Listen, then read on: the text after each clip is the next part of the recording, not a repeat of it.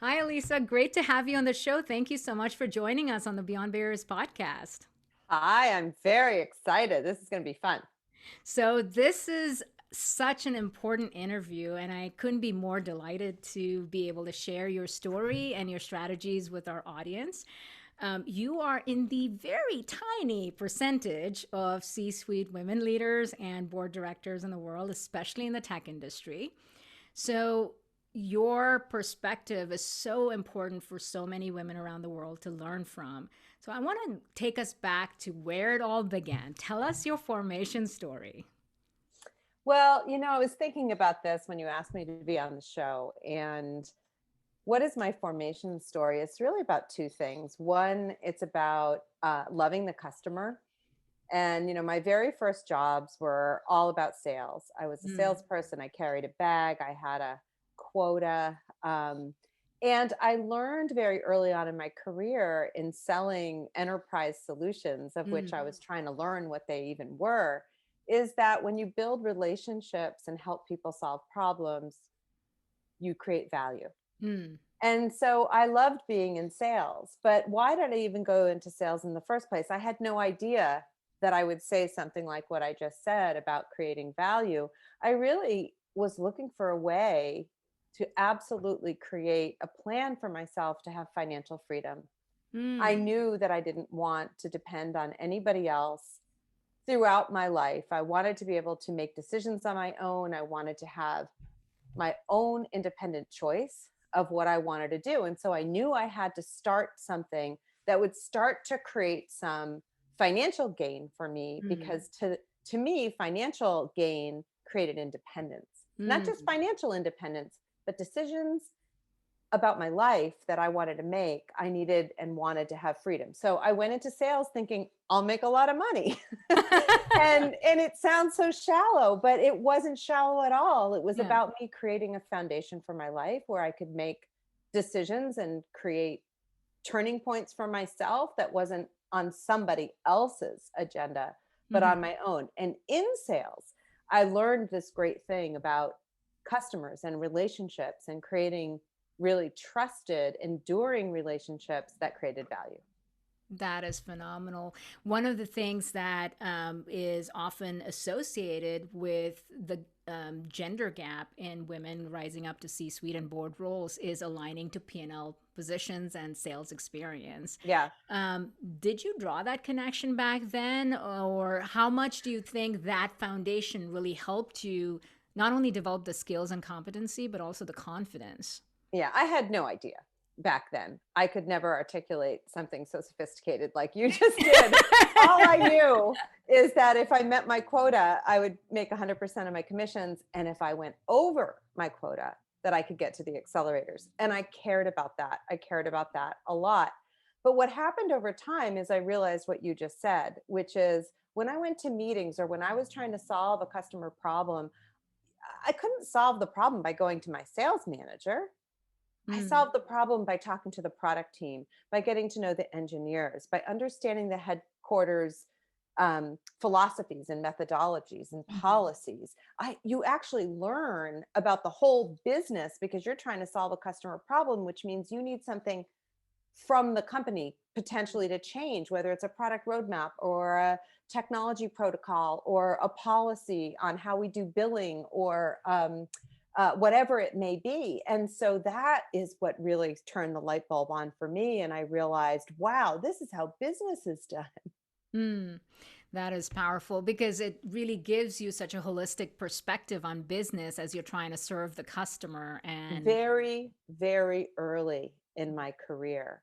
yeah. And now that I look back on it, and I have to totally admit, when I was in operating positions, hiring people, whether it was a head of sales or a head of marketing or even a CEO, I cared a ton if that person had sales experience. It didn't have to be for long periods of time, but the fact that that person sat in those shoes and dealt with customers and represented the company, because what sales is not just building relationships, but like I said, you're constantly solving problems, you're overcoming obstacles, you're figuring out a path forward together. And that is conducting good business and showing leadership.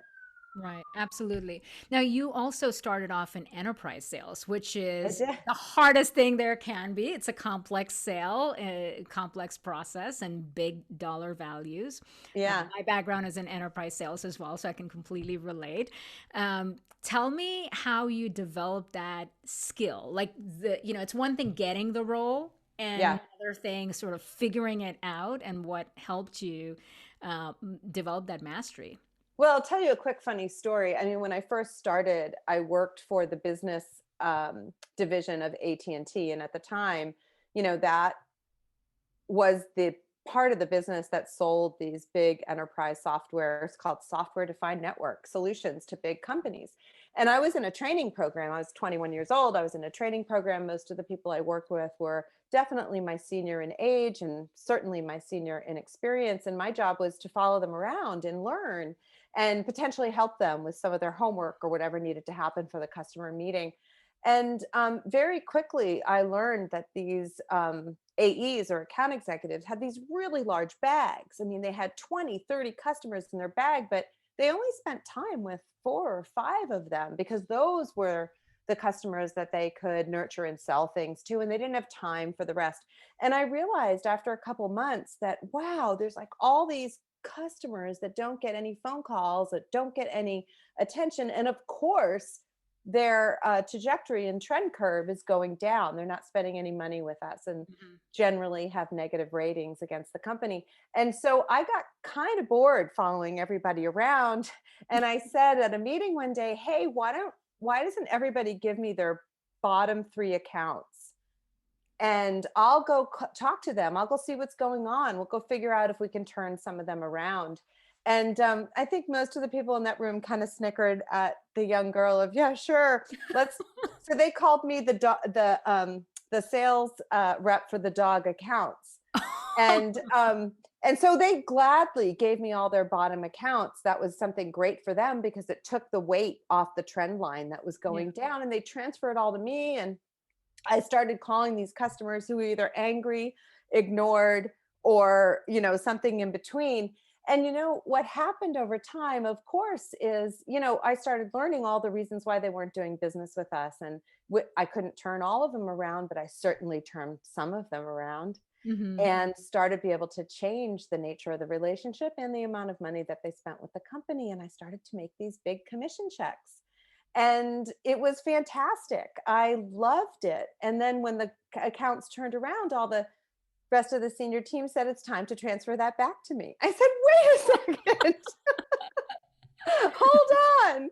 So no, it was a huge learning for me. Like, and I think it's an actual kind of one of my learnings, or maybe even a career tip to people who are at the beginning of their career. Take the hard assignments. Mm. Take the tough ones because you learn exponentially more than you learn in the easy assignments. And you do it early in your career, you have so much that you bring with you going forward. And taking those dog accounts and we actually created a whole new sales man. I got promoted into my first sales manager job the next year, and we called it the win back team. Oh, And we wow. took all the dog accounts, even more than I had taken as an individual, and we created a group, and we hired young college hires like myself into the group to go after these dog accounts. And we significantly and meaningfully created new revenue streams for the company those few years that we created this new approach. But I didn't know it was going to lead to that. Yeah. I would just say those hard assignments, those tough problems, go get close to them because you learn a lot. You may be able to solve some of them. You might not be able to solve all of them, but you certainly will come out a stronger leader, a more informed business person, and you create good relationships when you try to solve a problem because you can never solve something complicated alone. You do it Hmm. with a team. So you start to forge relationships with people who have other expertise than you. Maybe it's an engineer, maybe it's a lawyer, someone who's maybe not in your area of expertise. And then you even gain more from that. That is phenomenal. And, you've never shied away from challenges, not just at that early stage, but when there's a big challenge, you've been willing to take that, where it was going from enterprise sales to the B2C environment, from sales to marketing to CEO roles and board roles. Walk us through a little bit of that trajectory of what has helped you step into bigger and bigger responsibilities, bigger and bigger roles, and prepare yourself, not just from a skill standpoint, but also more importantly from a mindset standpoint. Did you ever experience, that moment of self-doubt or limiting belief, and how did you overcome that? Oh, I think we all experience those moments of self-doubt, and, I'm not unique. Experience them too. And, how do you get through those? And we can talk about that. But in terms of your question of, what was my journey?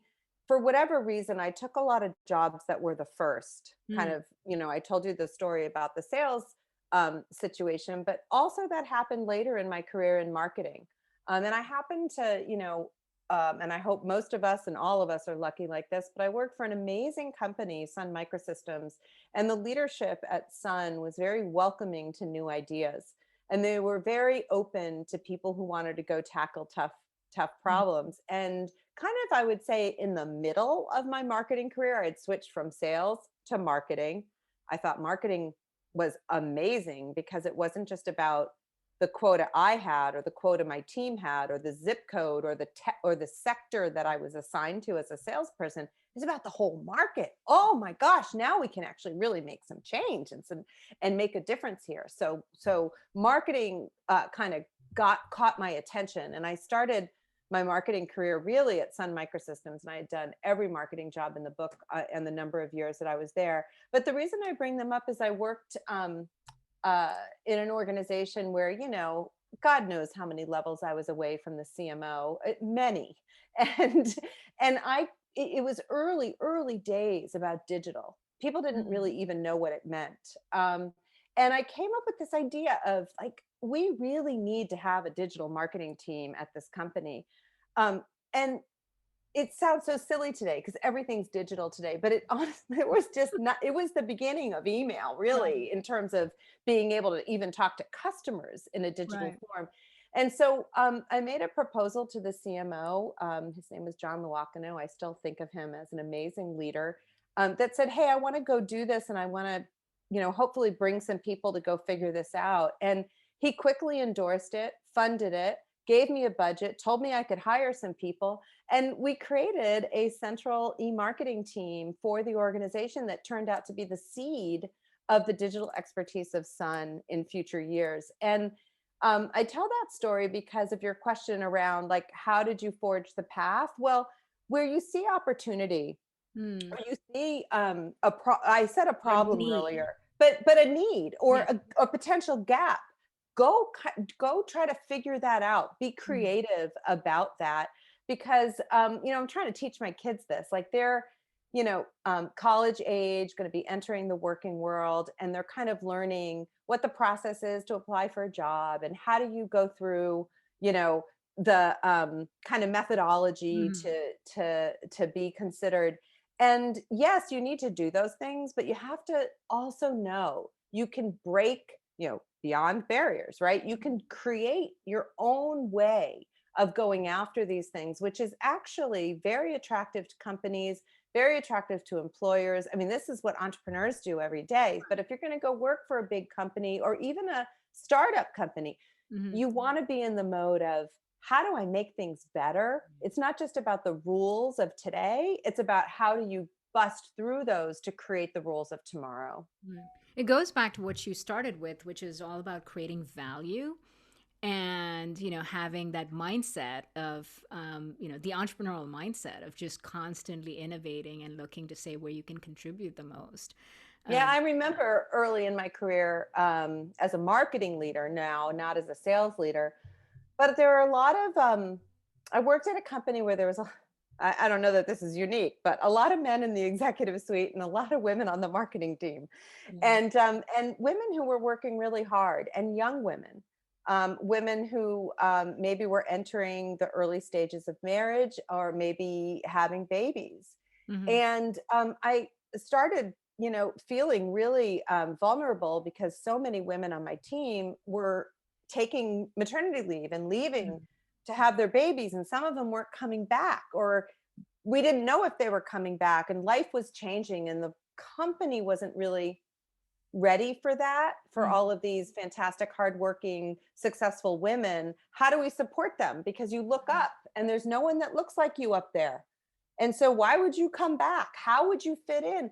So I remember I remember going to HR and asking them for their support to create the first job share at the company.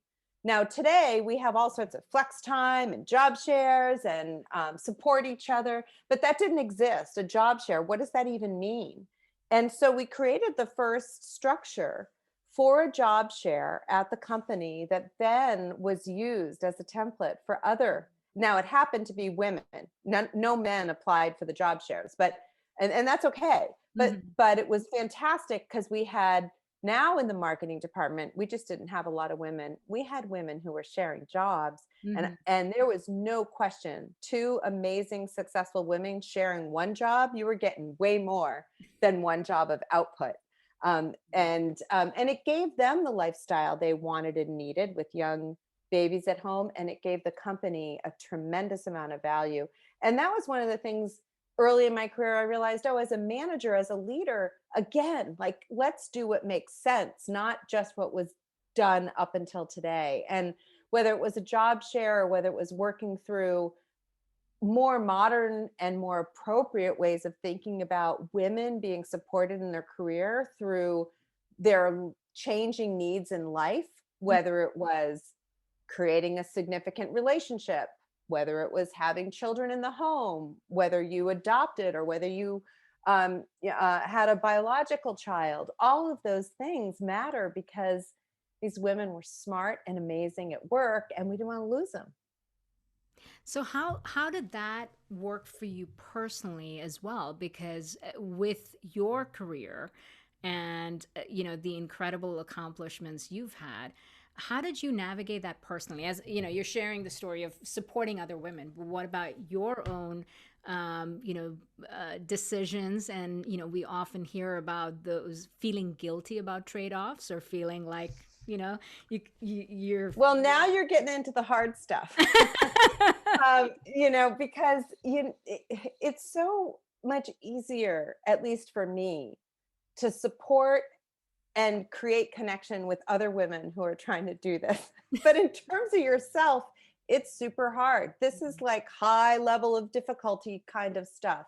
Yeah. And, I had my daughter is now 20. So it was, almost 21 years ago that I was pregnant with her. And I did not have a boss that I felt was supportive. I had a boss who I felt very, very nervous about leaving my organization for a period of time. And I didn't do well in that first maternity leave, if we call it that. I didn't do well at all because I never really took one. Mhm. I stayed connected at work.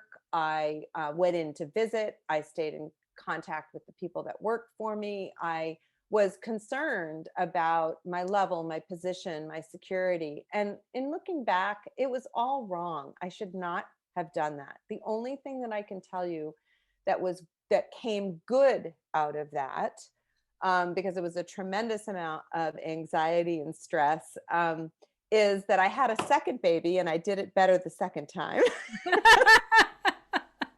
I say in life, there Practice makes perfect. you always do things better the second time around. I don't care what it is.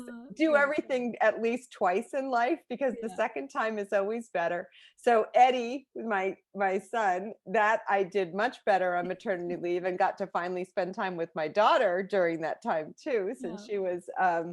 she was a toddler. And the second good thing that came out of that is no matter what I had thought I had done to support my female colleagues or female employees to that time, I never really understood until I went through it Mhm. myself. And so it really changed the way, maybe not my intent, because my intent was always what we Mhm. talked about, but it changed the way that I spoke, and the way that I asked questions, because I knew what you saw out here was not at all what was going on inside. It wasn't theory for me anymore. It was my life experience. And how did that shape you as a CEO? And also what was it like, the first time you took on a CEO role? Well, um, as it relates to women, I mean, I think you could probably, unfortunately, find dozens of women who got unsolicited advice from me when I knew they were pregnant. I would just see them walking down the hall and say, "You got to get in this conference room with me right now. I have advice for you, and you must follow it." Because I didn't want them to screw it up the way that I screwed it up. Yeah. And I wanted, at a higher level, not speaking specifically to that issue, but as a CEO, the number one thing that was important to me was the happiness of my customers and my employees.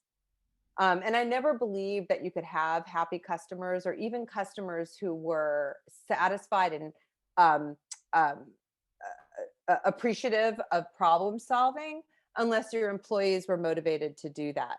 Hmm. And so, it really gets to culture. What kind of culture do you want to have in your company? Because your culture shows on the outside too.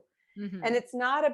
it's not just about joining a company that has really strong values that you can connect to as a person who's going to join that big organization or any organization. You have to connect and be aligned on values. But the fact that you would show those values and demonstrate those values outside of the walls of the internal company to your customers, to your partners, to your investors and your shareholders if you're a public company. And that's what I thought about all the time is how is the culture that we're creating here the culture that is going to have people excel to be the best they can be, and therefore our customers are happy, and therefore we are doing all the right things for investors and shareholders to grow and to have a strong financial profile. That is fantastic. Um, I want to shift gears a little bit to board roles. You serve on multiple boards. There are lots of very experienced and capable senior female leaders that have aspirations on serving on boards, but Hmm. don't have any idea how to position themselves Hmm. or even begin the process. If you had to give 2 to 3 very tangible recommendations, assuming that they have the experience, we're not questioning whether they have the ability of the experience or the suitability. Assuming that's the case, they just haven't been able to bridge that gap. What recommendations would you have? Well, my couple of recommendations would be network, network, network. That's it. Assuming the capabilities, assuming Mhm. experience, assuming the skills. And that's another conversation around what do boards look for. But Right. assuming that that's a match, what women need to do today is to network better with other women who are on boards and other men who are on boards, and specifically heads of nom-gov committees, if you want really specific practical advice. Mm. Because the head of nom-gov for a board is responsible for recruiting new board members. They're responsible for the makeup and the diversity and the Mm. skill set of the other people on the board, so that there is a well-rounded and very strong skill set to support the company. And what I'm finding, and this has been something I've been really focused on the last year and a half or so, is that there's very few women who get the calls because they have the visibility of maybe the CEO experience that we Mhm. talked about, or the visibility of, oh, you're on that board that has a lot of visibility, and therefore I want to call you for this board because Right. that kind of makes sense, right? Or board members, them, and so you get referred. So a lot, once you get your kind of first board, there's a lot ahead of you in terms Mhm. of other experiences. But there's a lot of women who are Mhm. very well qualified. They just don't yet get the first call. And so Right. visibility is everything right now for those women. I just had a CEO tell me the other day who was looking for a new board member, and I I don't have any more room for any more boards. And so I took the call because I wanted to speak with him about other women I know who I think could be available and are very Mhm. well qualified. And he said to me, Elisa, I didn't think there were I didn't, the myth of I didn't think there were any women who had these skill sets. Like, are you kidding me? Yes, we're here. We're Where are the out there. binders full of women? And it's not just heads of marketing and heads of Yeah, HR. Like, come on, there's yeah. there's women attorneys and technical leaders and cloud experts, and like, we're all here. And there's many Mhm. organizations, at least in tech, that are now helping women get that level of visibility. I just joined an All advisory board raised. for All Raise. Yeah. And I did that for the very same reason that we're talking about, which is if I can use my visibility to then turn to other women who have fantastic qualifications who haven't yet gotten the visibility and help lift that to be seen, that's fantastic. And that's exactly what we're doing with Accelerate with All Raise. That's fantastic. So you mentioned visibility and growing that through networking. Let's talk about what are 1 to 2 absolute critical skills in order to serve on boards. Obviously, there's a Well, long list of accomplishments, but if yeah, from your but perspective, the non-negotiables. it's actually a really great question because boards are very structured. It Mm-hmm. is not, oh, there's a great executive. I Mm-hmm. mean, sometimes it is, but mostly a board has a structure in which certain skill sets have to be there. You need to have a financial specialist, someone who is a CFO, to be on audit Mm-hmm. committee. Mm-hmm. You need to have a, experienced executive with compensation for executive teams and board directors to head up the comp committee. Mm-hmm. You need experience with operator roles, like a CEO type of role to help coach and support the CEO in the seat of the company that you're Mm-hmm. on the board. You start to list, we do what's called a skills matrix Mm-hmm. for every board. And you make sure that your skills are diversified across these different things so that you can staff the right committees and so that you can spot the right questions to ask around strategy, and you can deliver that level of value with the board. And so when you do those skills, the skills metric matrix for each board, the head of NomGov is always trying to fill in the Yeah. gaps. And so not at every point in time is someone like you or someone like me the right match for company A or B, because they're going through a life cycle with their skills matrix, and whatever is open, they're trying to fill. So the CEO I was talking to the other day that I mentioned, he was looking for specifically, he needs someone on his board who is very experienced in scaling cloud. Mm. And so he just assumed he couldn't find a female for that because it's all the guys who know all about AWS and Google Cloud and Azure, et cetera. Well, I'm thrilled to say he now has a handful of female candidates, and he's having trouble deciding because they're Oh, all so great. So if we can help in any way to yeah. just get visibility. So that's when I say to you, you want practical advice, network, make sure that you are getting to know. And if you don't know those people directly, find the people in your network who do know them directly Mm-hmm. and get some help because we want to help. We need to Yeah. help. The more visibility that the women who are qualified and experienced have, they get on their first board, the rest takes care of itself. They Right. don't need help anymore. So now she can turn and say, okay, who's the next woman I'm going to give visibility to? I mean, this is not rocket science. This is what men have been doing since the beginning of time. Right. And women, we are now doing it, and we need to do it at scale. Exactly. And I think, that networking also helps you understand, how you can best position yourself, not just learn about those opportunities and get Oh, the that's right. salary that. Absolutely right. And by the way, interviewing for boards or asking questions to people in your network who are board directors to spend some time with them, those always pay off in the long run too. Mhm. I mean, we started this conversation, you asked me a question, and I talked about building enduring and long lasting relationships with customers, but that's true across the board, Mm. whether it be with your colleagues, the people who work for you, your partners, your investors, your customers. I mean, building meaningful relationships helps everyone and helps you in your career with Yeah. the steps you want to take whenever those, steps might be right for you. Yeah.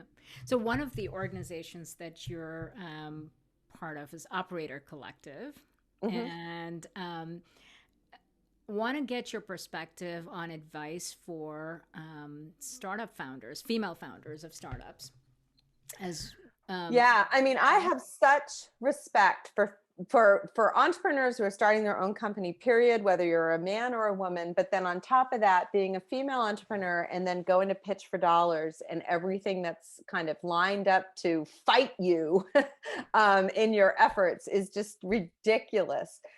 Times are starting to change. Yeah. Operator Collective and what Malin and Layla are doing is really amazing and giving opportunity for underrepresented people, for females, for people of color, for all sorts of groups who have been overlooked Hmm. for so many years, the opportunity to be funded, the opportunity to pitch to the fund that they're representing and that they actually raised. They raised themselves to be able to fund back into the community is really awesome. And it's exciting because, you know, when Malin went to start the fund, of course, suddenly all of these females had opportunity to actually invest in something. Hmm. And, you know, she might have told you the story, but there's so many of us that say, oh, wait, like, you know, we've been doing all this work in tech, but we didn't have the opportunity to invest. Yeah. Now we have the opportunity to invest. And I think not only are they investing in fantastic companies led by female or underrepresented groups, but they also have investors who are females or underrepresented groups, which is awesome. And So that's such just a put that powerful money to ecosystem. really great hard work. Yeah. I mean, that ecosystem just continues to flourish because as those female founders have, financial accumulation and then eventual exits, they too then become investors No, and that's right. continue. The problem we have, I mean, make you know this, but make no mistake about it, it's not enough, Hmm. right? It's not enough, and change is too slow, and progress is too slow. And um, with all of that being said, we are starting, I think, to see the opportunities to make change happen. And the more that we participate, the more that we make it visible, the more that we contribute, the faster we can go. Hmm. So, from a um, startup standpoint, you've seen female founders that have scaled and gone public. I mean, Bumble is one of those phenomenal examples we're so proud of. And then there are so many women owned businesses that don't even cross $1 million, right? There's what, barely 2 or 3% of women owned businesses that ever cross Yeah. $1 million. If you had to, both as a, experienced leader and board member and investor, if you had to take a step back and distinguish between what makes, what helps one scale versus another, what are some differences that you've observed? Well, I mean, there's so many obstacles that women face in general. It's hard to pick that apart. So I would say center and focus on if you really want some people don't want to make it big, Mhm. right? Maybe Yeah, I just want to be yeah, $1 million and there's all sorts of reasons to do that. But on the question of what do I go for? right. Assuming they're The both, the market the the the market opportunity has to be there, mm, and you have to be able to create that market opportunity. Even today in tech with fantastic startups with products, you know, you drool over, but there's not, it's either not a time, it's a timing issue, a product market fit issue, an issue of is there a big enough market for that? I mean, that's probably the hardest nut to crack. mhm. It's not about the talent. Sometimes the talent's fantastic and it's just not the right market. And that's, I think, why we see so many very successful failed founders, Yeah, because they do it once and then they do it again. And then, oh, maybe they hit it the third time or the fourth time, or maybe the product they originally started for this company actually isn't the product that went to market because they learned through the right. market feedback that, oh, actually, we have to pivot in this direction or whatever. So I think, you know, really there's a business fit Mhm. first, and then there's all the other obstacles of everything else you have to do, whether you're a female or a male, and Right. females just have a longer list of obstacles. Yeah, and just short supply of funding or support and all of that. But I think the entrepreneurial journey is challenging regardless. So the grit and resilience and the agility that's required to be successful in that is absolutely critical. Um, And also your ability to um, spend time with peers and mentors. on Hmm. what your obstacles are. I think we get so busy. I look back at, some of the stories I told you about early in my career, and I was just heads down. Mm. And it is so valuable, and it became so valuable to me when I started to learn about how to ask questions, be a better listener, show up to things that are not necessarily directly in my responsibility because I want to understand more. I want to understand the influences in the market. And so, having your head down too much of the time could actually lose your visibility of what you can learn.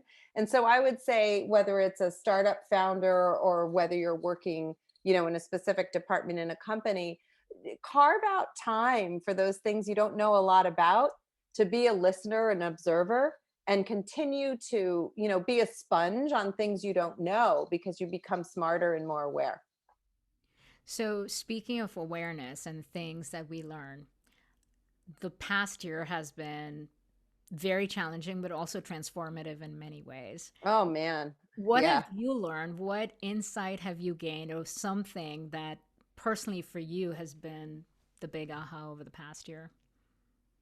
This sounds so simple, but one of the things that I've learned by just being what I would just call cooped up, you just feel cooped up, is you got to get your body moving every day, Mm. whether it be your own exercise routine, whether it be walking your dog, whether it be, I set up a little dance studio downstairs. So I put my disco ball up. Like, you got to do something moving your body creates a sharp mind. Mm. And when you sit on Zoom all day, and we have limited now, in a good way, we have more time with our families, but we've limited our stimulus of like real life interactions to very few people. Hmm. And so you can get in a real rut. And I think, the very simple thing of getting physical every day so that you can keep your mind sharp and get that moving in your body is really, really important for our health and wellness. There's so many other things that are important for our health and wellness, but I have found personally, that if I don't do that, I can really lose perspective. Yeah. And Zoom fatigue is real. I mean, It's going very real. through It it's hours of it is, it is. yeah. So to close it out, let's talk about a daily habit that has personally been, um, really powerful in your growth and your personal development that has sustained you throughout. Yeah, I would say, my daily habit right now, besides what I told you about my disco ball, is talking every single day to my 20-year-old daughter and knowing what she's going through. That Mm. is my daily habit before I get into, all of the things I'm responsible for, and all of my, needs of the things that I need to do. My daily habit is understanding where she is, how I can help, and what struggles and challenges she's going through, because it helps me get a real perspective of how, life is impacting her. She's in college. I think I mentioned she's 20 years old. She's got big ambitions and passions, and she's trying to figure out how to live life in this weird world. And it just helps me a lot, I think, say, wow, like, this is different from what I'm going through, and it helps keep me, aware and really sharp about other influences. I think a lot of women listening to this are going to relate to that as moms and, women that are going through all kinds of challenges and transitions during this period, to see it from the lens of the next generation and what it takes to empower them. Yeah, no, exactly. I think that's right. And I think there's also, as you called it, Zoom fatigue.